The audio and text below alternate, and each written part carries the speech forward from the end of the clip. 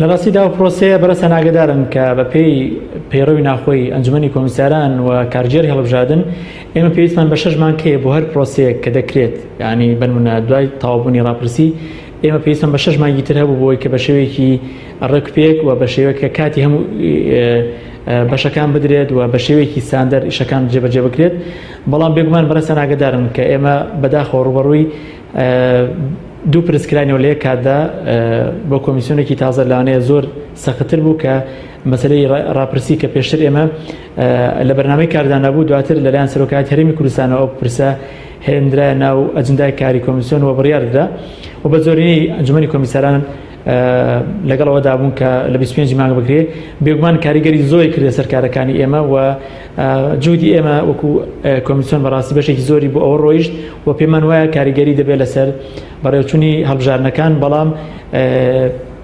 ئێمە وەکو لایەنە یاساییەکە بەرپرسین لە ئامادەکاریکردن بە پێی یاسای ژمارە 4 2014 تاکە دەسەڵاتی حەسری دراوە بە